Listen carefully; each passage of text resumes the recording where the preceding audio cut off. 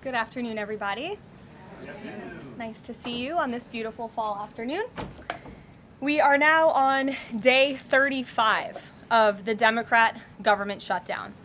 The Democrats' obstructionism will break the record for the longest government shutdown in American history tonight.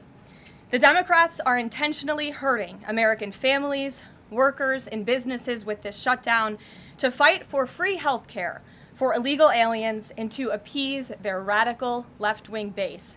And it's a total disgrace. This past weekend, Americans traveling to weddings, funerals, vacations, and meetings faced significant flight disruptions at airports across the country because of staffing shortages. On Sunday alone, more than 5,000 flights traveling to and from U.S. airports were delayed. Since the Democrat shutdown began, 4 times as many staffing shortages have been reported at air traffic control facilities compared to last year.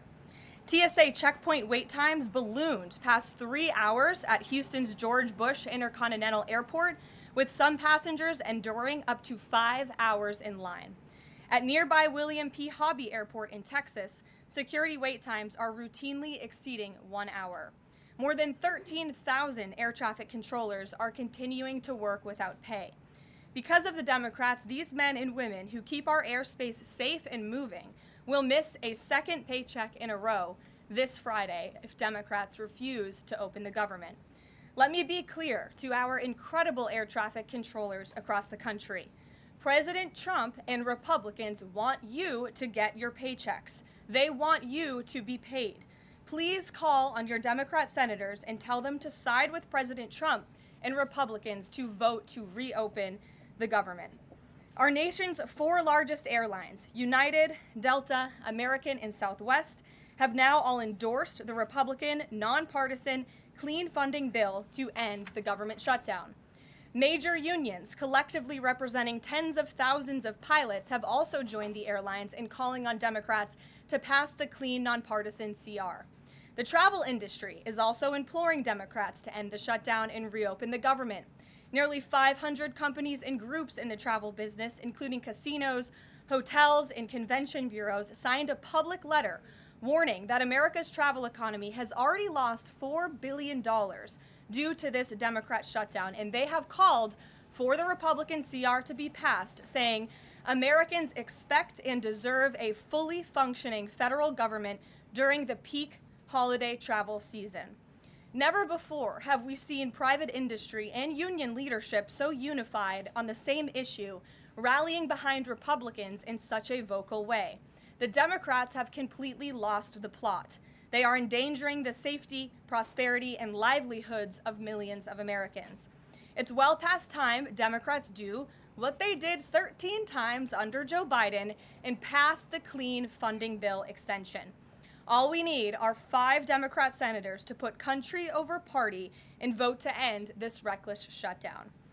In other news, tomorrow will mark the 1-year anniversary of President Trump's historic election victory, where he won nearly 80 million votes, the popular vote, in all 7 swing states. This was the ultimate poll on November 5th.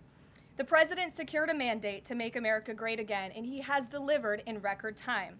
Never before have we had a president who has kept their promises like President Trump has. I'd like to go over a few of those with you. In less than 10 short months, President Trump signed the largest middle-class tax cut in history, including no tax on tips, overtime, and Social Security to put more money back into the pockets of the American people. The president ended the southern border invasion of the Biden administration, made our border the most secure in history, and he is carrying out the largest mass deportation campaign of illegal aliens in our nation's history to protect our homeland, just as promised. President Trump has aggressively taken on drug cartels by declaring them as foreign terrorist organizations and even blowing up narco-terrorists who have tried to poison the American people with fentanyl and other illegal narcotics. President Trump defeated the Biden inflation crisis, and he continues to implement a pro-growth, America First economic agenda to make America affordable again, and we are seeing the results of that every day. Inflation has remained low and steady, averaging just 2.5% compared to the painful average of 5% under Biden, and we know it was historically higher than that for most of President Biden's term. Meanwhile, real private sector wages are on track to rise by almost $1,500 since President Trump took office, a significant change to the Biden years where private sector wages declined and were being wiped out by inflation. President Trump has ended the reckless war on American energy and unleashed energy dominance, with gas prices now plummeting to their lowest average levels in more than 4 years. President Trump implemented powerful tariffs to rebalance America's trade deals, protect American workers, and returning our country to be a manufacturing superpower once again. As a result, the president has secured trillions and trillions of dollars in private and foreign investments into the United States, which are creating high-paying jobs for the greatest workforce in the world.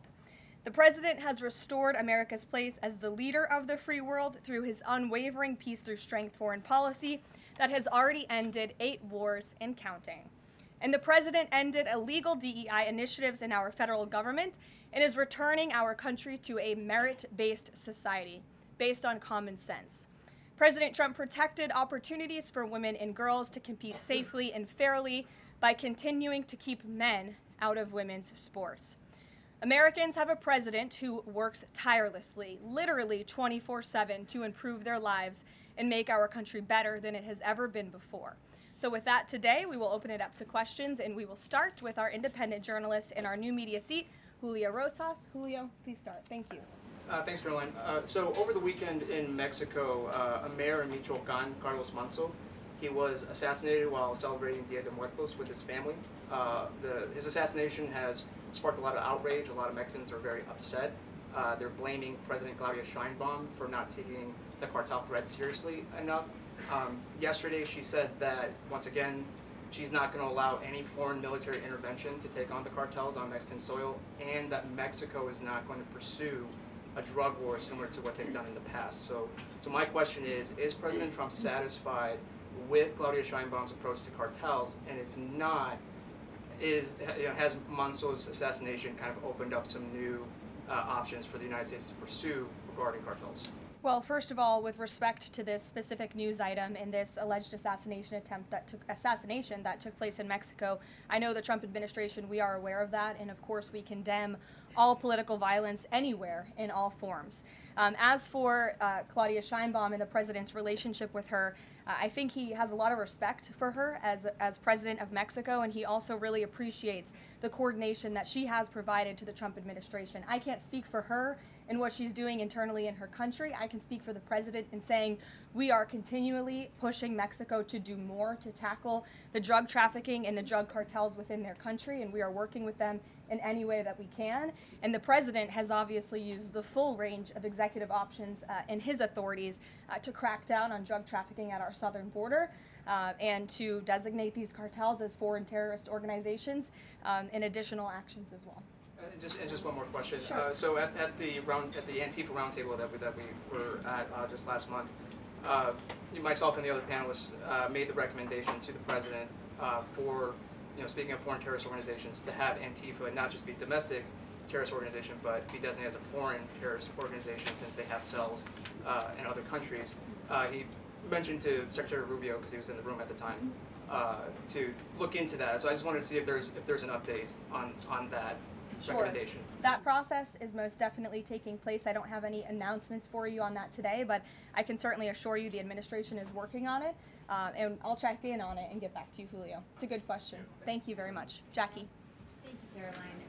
Zoran Mamdani blamed the president for bomb threats and intimidation at polling locations. He said, quote, part of the general approach of the Trump administration has taken to intimidate voters with baseless allegations of voter fraud as a means of trying to repress the voice of Americans across this country. I want to give you a chance to respond to that. Yeah, I saw those comments from Mamdani. I think they are completely irresponsible, and they are based on zero evidence. And I think this is just another example of how the Democrat Party unfortunately stands for nothing. All they stand against is President Donald Trump. And I think it's quite sad to see that we have someone at the top of the ticket on an election day today saying such things about the president when he obviously had absolutely nothing to do with those threats. And On the shutdown, Democrats have been pretty quiet about the president's push for the nuclear option, terminating the filibuster. Is there any concern around here that Democrats might actually want Republicans to get rid of the filibuster so that one day, when they're in power again, the door's already open for them to pack the Supreme Court, give statehood to D.C. and Puerto Rico, make mail-in balloting permanent, those kinds of things? I think the president has been very realistic and strong in his position on the filibuster. He's been very vocal about it. I just spoke to him about it. He feels really strongly about this. Republicans need to play tough and they need to play smart. That's how the president feels. And we know that Democrats, if they are ever given a chance at power again in this city, they will absolutely take away the filibuster from the United States Senate. In fact, you had 49 Democrats who already voted to do this before. The only reason it did not move forward was because you had 2 Democrats who are no longer in office because they were run out of town by the far left radical base of their party. And so President Trump is quite clear on this. He wants to see Republicans move as many good pieces of legislation for our country forward in the next 3 years of his administration as they possibly can. And the filibuster is one means to doing that. Talk to Johnson and Thune about it. I know that they had both voiced some opposition. Have there been any conversations with them? He has. He's made his position to them very clear, both publicly and privately. Ouija. Can you help clear up some confusion about SNAP benefits? Because Sure. the president just posted that they will only be given out when the radical left Democrats open the government and not before. Mhm. But just yesterday, the administration said it would comply with a court order to expend the full amount of SNAP contingency funds by end of business day yesterday. So did the administration distribute that money or defy that court order? No, the administration is fully complying with the court order. I just spoke to the president about it. The recipients of these SNAP benefits need to understand it's going to take some time to receive this money because the Democrats have forced the administration into a very untenable position. We are digging into a contingency fund that is supposed to be for emergencies, catastrophes, for war. And the president does not want to have to tap into this fund in the future, and that's what he was referring to in his Truth Social post. So the Department of Agriculture, as for the latest SNAP payment in the judge's order, put out guidance to states today on how to get that money to the recipients of SNAP. But it's going to take some time. The best way to get the full amount of SNAP benefits to those beneficiaries is for Democrats to reopen the government. So to anyone who is a SNAP beneficiary at home who needs that assistance, and the president was just saying, this is for people who are truly needy, who need food, who need this assistance from the United States government. Democrats are holding it up and making it difficult for the administration to get those payments out the door. So if you are at home and you want your SNAP benefits, call the Democrats and tell them to reopen the government. Blocking that contingency fund for the future if this shutdown lingers on? Look, the president does not want to have to continue to dip into a contingency fund that doesn't even have enough money, by the way, to fund the full program. It takes $9 billion to get the full scale of the benefits out the door. This contingency fund only has about $5 billion in it. So again, Democrats need to reopen the government so we can get these benefits out the door for people who truly need them. Kate. Thanks. The president suggested that if Mamdani wins, that he would cut federal funding to New York. How much funding would be impacted? What would be impacted there? Well, look, we won't get ahead of the election results, nor will I speak to what the president may do in the future. We'll see how tonight goes, and then I'll let him speak on it further. And why did the administration exclude Democratic lawmakers last week? There was a briefing about U.S. strikes on alleged drug trafficking boats. Why were those Democrats excluded?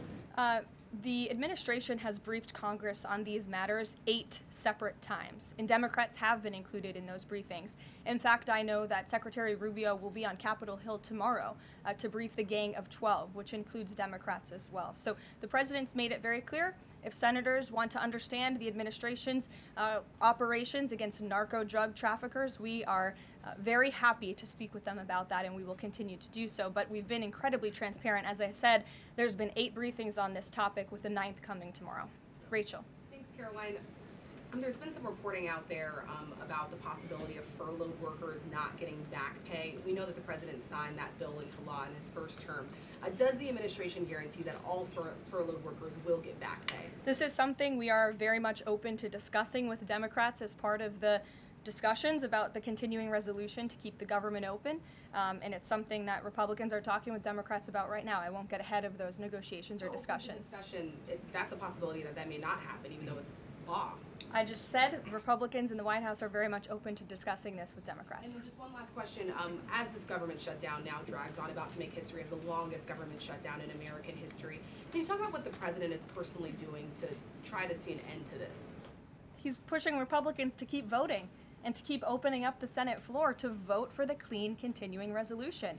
He had the Senate Majority Leader and the House Caucus Leader, Hakeem Jeffries, here at the White House to talk about this in the very early stages, to give them a chance to come to their senses and avoid this entire government shutdown at the very beginning. And they chose not to. And I think it's been very clear to everyone in this room and to everyone across the country that the Democrats are playing partisan politics with our United States federal government. And all Republicans have wanted to do for the last 35 days is reopen the government. That has been the president's position since day one. It is his position today on day 35.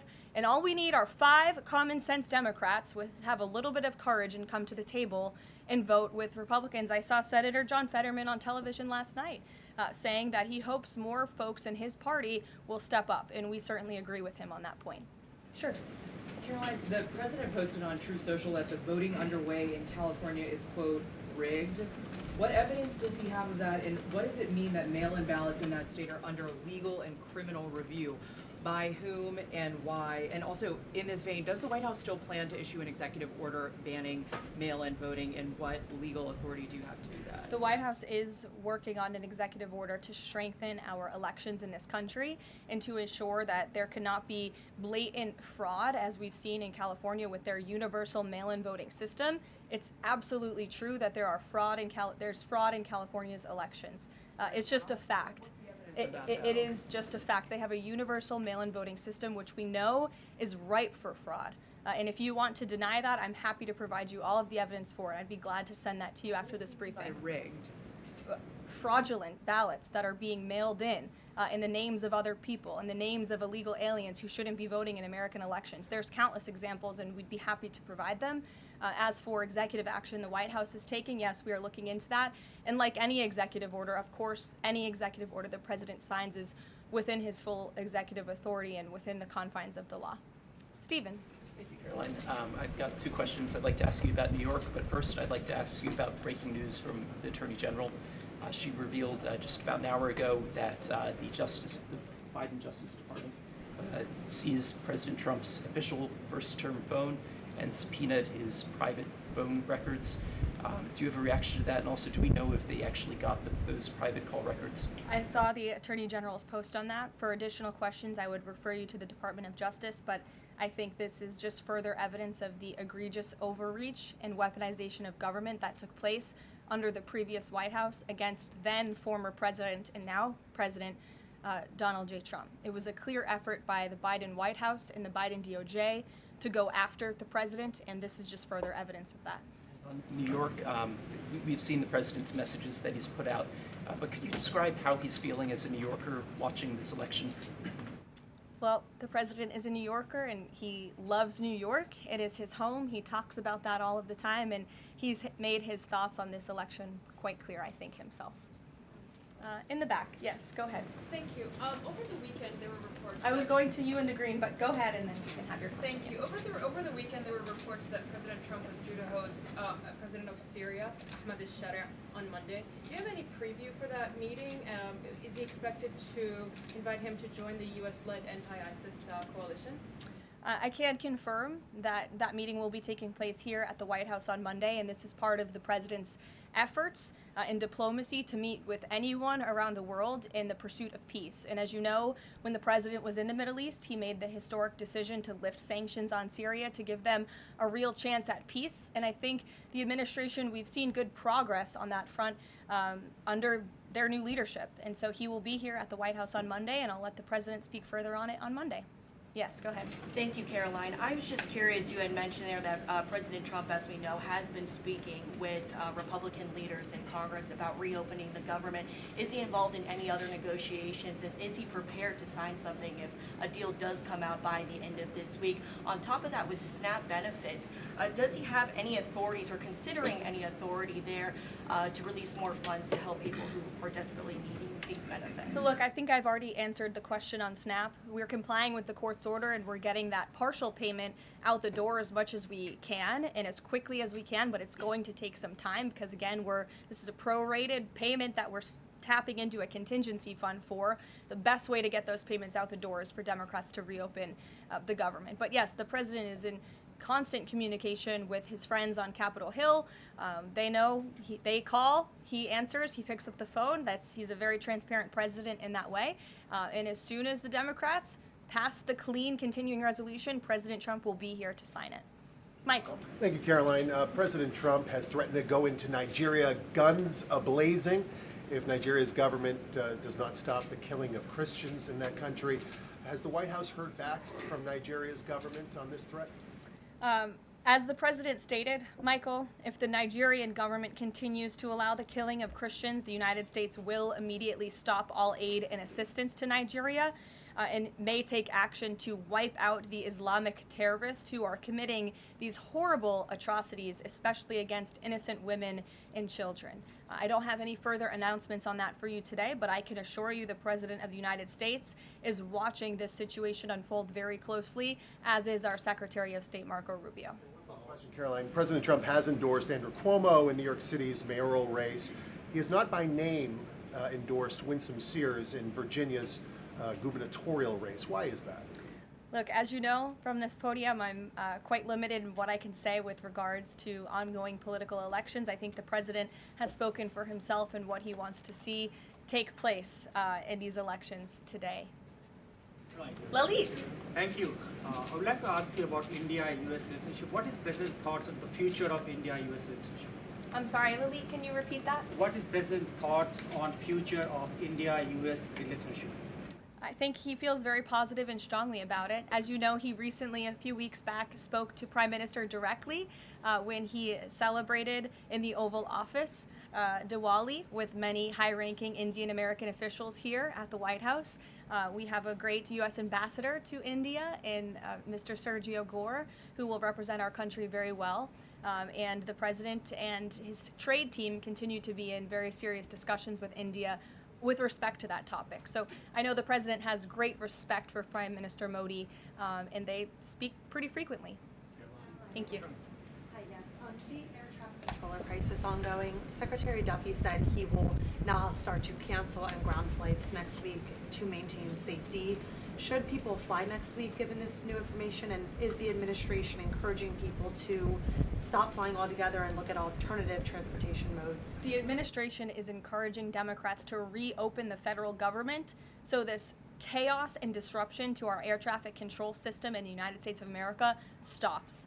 It is ridiculous that we have even gotten to this place and that the Democrats have continued to shut down the government with 35 days, our air traffic controllers continuing to work unpaid, every single major airline in our country coming out and begging the Democrats to please reopen the government.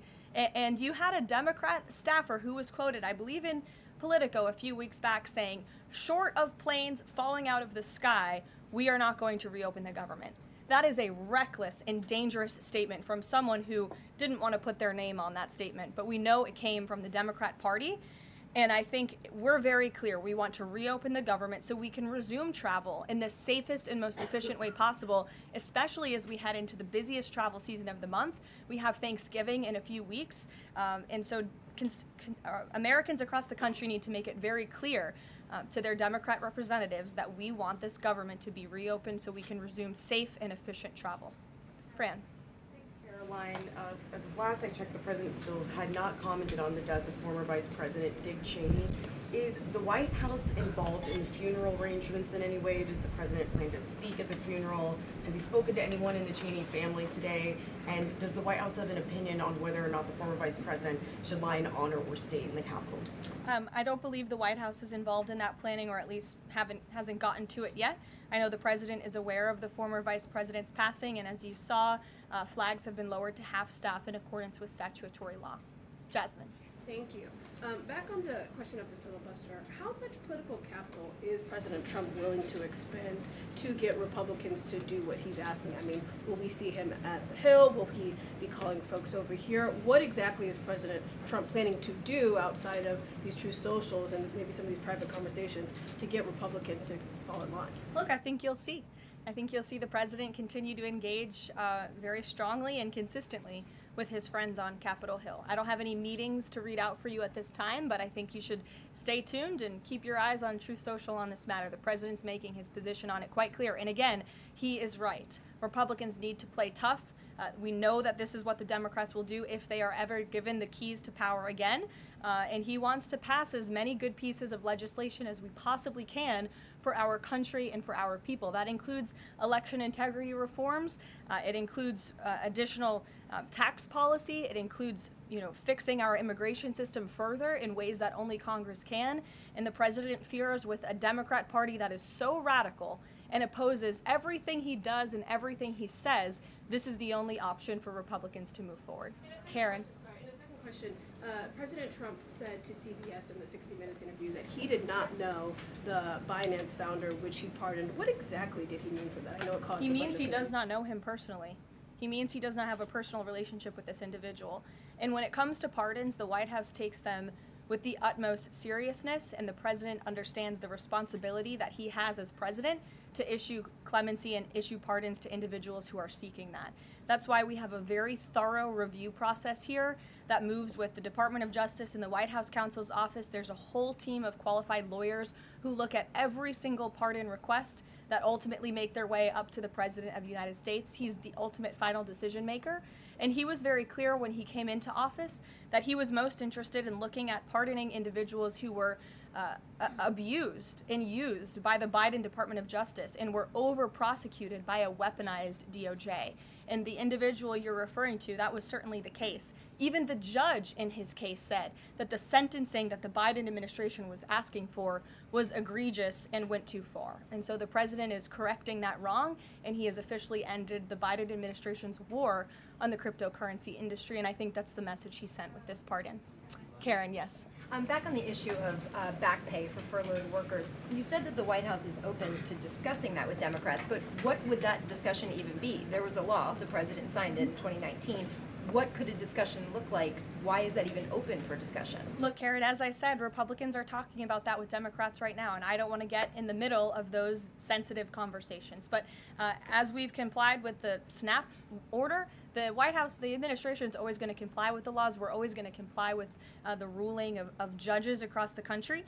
But the Republicans are discussing this matter with Democrats right now. Why would there even be a consideration of not paying those workers, though, Caroline? News Nation. Big day in the Supreme Court tomorrow with President Trump's tariff policy facing a legal challenge. What's at stake with that case? And if the Supreme Court rules against the Trump administration, what is Plan B for trade policy? I'll tell you, the White House is always preparing for Plan B. It would be imprudent of the president's advisors not to prepare for such a situation. With that said, we are 100% confident in the president and his team's legal argument in the merits of the law in this case, and we remain optimistic that the Supreme Court is going to do the right thing.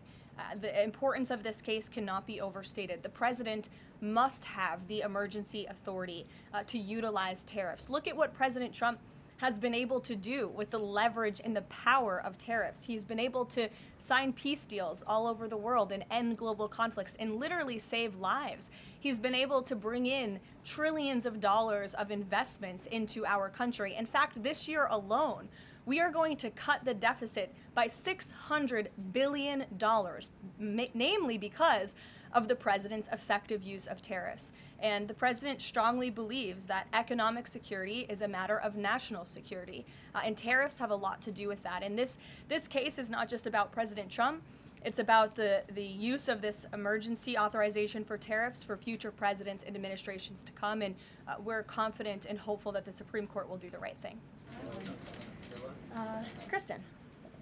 Why did President Trump get an MRI during his recent visit to Wall Street? Look, as President Trump said, he would inquire with the physicians. I'll check back on that. But as the physical itself stated, Kristen, and as you all know because you are all witness to it, every single day the president is in optimal physical health. This was a follow-up appointment, and we provided a detailed readout of that physical. I'm happy to give it to you again, and I can inquire further. With all due respect, an MRI is a very specific procedure. It's done on a part of the body looking for something specific, so it's not generally part of any kind of routine checkup. And in addition, President Trump has said that he wants to be transparent. He told us to ask the doctors, which we have and have not heard back. Why don't we have more information on this? As I said, I'll check back for you. Go ahead. Karen, can you update us on the mediation efforts this administration is leading in Sudan, trying to achieve a ceasefire there? Sure, yes. The United States is actively engaged in efforts to bring about a peaceful resolution to the terrible conflict in Sudan. We remain committed to working with our international partners, including Quad members, Egypt, Saudi Arabia, the UAE, as well as others, to lead a negotiated peace process that addresses both the immediate humanitarian crisis and the longer-term political challenges. I actually spoke with Secretary Rubio about this morning, as of course there's been, kind of an uptick in recent reporting on the matter, and he assured me that the administration is very much engaged. We're in pretty frequent communication with those Arab partners that I just mentioned, and we want to see this conflict come to a peaceful end, just as we have with so many others, but the reality is it's a very complicated situation on the ground right now. Yes. Hi, yes. Just trying to go back into the subject of Mexico. Is the Trump administration planning to send U.S. troops to Mexico to combat drug cartels, as reported by other outlets? That's not something I would confirm from this podium if it were happening, so I will not comment on that. Eamon. Thank you, Caroline. Why did the president decide not to go to the Supreme Court tomorrow? He had indicated earlier that he might want to go and attend in person. Yeah. And now he's saying he's not going to go. Why? The president did have an interest in attending the Supreme Court hearing tomorrow, as I just expressed how important it is to him, the administration, and the country, this case. But he is traveling to Miami tomorrow, as you all know, to give an economic address with the mayor of Miami and many global business leaders to talk about his historic success with the economy over the past 10 months and talk about sort of where we are headed as a country in terms of our economy. So he'll be traveling tomorrow on the road in Miami. That's why he won't be here, but Secretary Scott Bessent will be in attendance at the hearing tomorrow at the request of the president. He has said that he doesn't want to export the high-end NVIDIA chips to China, but the Wall Street Journal reported yesterday that there was some question about whether the president would raise this as a possible concession with the Chinese side during his meeting with Xi Jinping. So does the White House consider NVIDIA chip exports to China to be a closed issue right now, or is this an ongoing negotiation between the United States, China, and NVIDIA at this point? The president has made his position on this very clear, both to the Chinese and also to all of you. He's answered this question directly. As for the most advanced chips, the Blackwell chip, that's not something we're interested in selling to China at this time. Annie. Does the president think that the results of the Virginia or New Jersey gubernatorial races tomorrow, or statewide races tomorrow, will in any way reflect a voter sentiment towards his administration? Look, Annie, I'm not at liberty to talk about the election results, and I certainly won't get ahead of them. I'm not going to engage in hypotheticals that may or may not happen tonight. We'll have to watch and see. And I'm sure you'll hear directly from the president tomorrow on that point. Quickly on SNAP, just really quickly. Is there anything that prompted the president's tweet this morning? Because it did seem quite different from some of his other communications about SNAP. It seemed a little bit out of the left field. I'm just wondering if he had a conversation or if there's anything you're aware of that caused him to decide to, around 11 o'clock, to send out that message. Look, the president is constantly well read on the news, as you know, and he is very much aware we are in day 35 of a government shutdown in which these SNAP benefits, we're pushing them out the door. USDA put out that guidance to the states this morning. The president was aware of that, and he wants to make it very clear that these benefits are in jeopardy because of the Democrats, and they should just open the government so that we can continue getting these funds out the door in an easier and more efficient way. There's some new reporting that just dropped a few minutes ago that the Trump administration is negotiating with the makers of Ozempic to sell some weight loss drugs for $149 a month. That's according to the Wall Street Journal. Do you have any more information on that? Can you confirm that? I think the president has said himself in previous Most Favored Nations announcements that this is something that the administration has been engaged in and looking into. I won't get ahead of the president on any future announcements, but I will echo his strong commitment to bringing down drug prices in this country. And you've heard it directly from Secretary Kennedy and Dr. Marty Makary and his entire Health and Human Services team, how committed the president is to bringing down the cost of drugs, and we're working with pharmaceutical companies to do that every day. Very quickly, Caroline, on SNAP. I know it's been asked, and I know Reach asked it, but I want to put a fine point on it. You talked about the president's post here, and he wrote that SNAP benefits will only be given when radical left Democrats open up the government. I understand your previous answers, but as written, how would that not violate a court order as it's written? I've now answered this question several times, Gabe. We are complying with the court's order.